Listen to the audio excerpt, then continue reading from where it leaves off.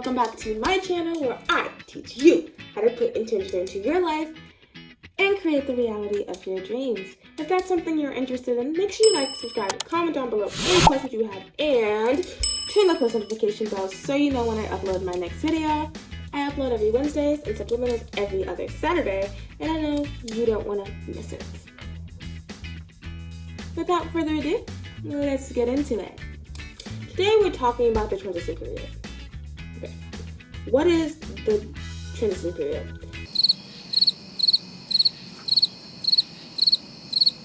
So what is the transition period? The transition period is when you get movement, you're manifesting something, you're doing everything right, you get movement, and all of a sudden it stops. It either stops or it kind of goes back. For example, let's say you are manifesting an SP. Your SP is showing up exactly how you want, or you're starting to get your SP to show up. They're starting to text you, they're starting to compliment you, they're starting to show interest in you, and all of a sudden they just act like you don't exist anymore. Or let's say they start showing interest in someone else. The exact opposite of what you want. Breathe, it's okay. It's a part of manifestation. All you have to do is continue to persist through it. So the 3D is a little delayed. Sometimes. It doesn't have to be, because time, you control everything in reality, including time, but the 3D is delayed. That's why if I say there's a killer in my house, there's not a killer in my house. I'm not going to have a killer in my house unless I sit there and affirm for it, which I'm not going to do, because why would I do that? That's stupid. But that's why we have to persist. You have to persist until it shows up in your reality, because it can take a couple minutes, it can take a couple days. It should not take more than 3 to 7 days.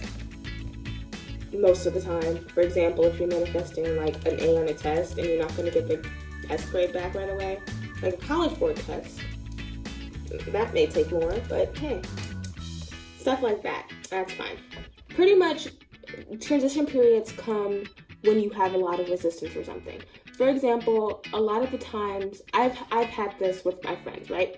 So they would manifest an SP, and then their SP would start showing up, and all of a sudden it would stop. This is because before you knew what manifestation was, you were probably affirming that your SP didn't like you, or you were affirming that your SP they didn't like you.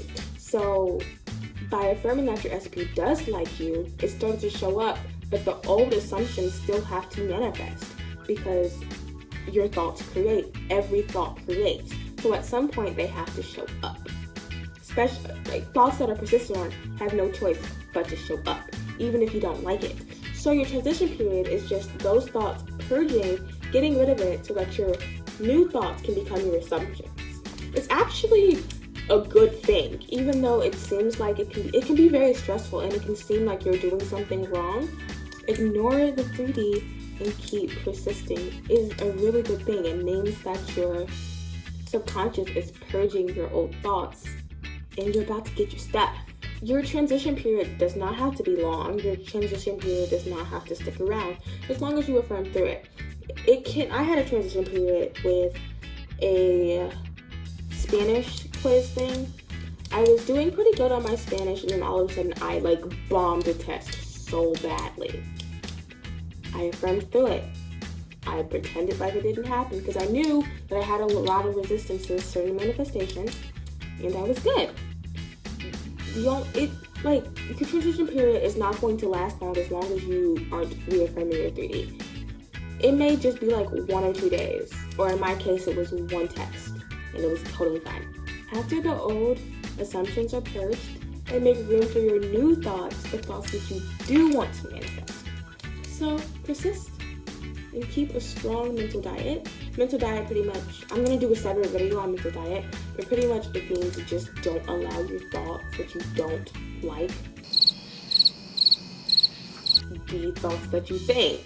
I don't know. If you don't want to manifest something, don't think it. Pretty much is what mental diet means in a nutshell, but I'm going to do a separate video on that, because that's a really big topic in manifestation.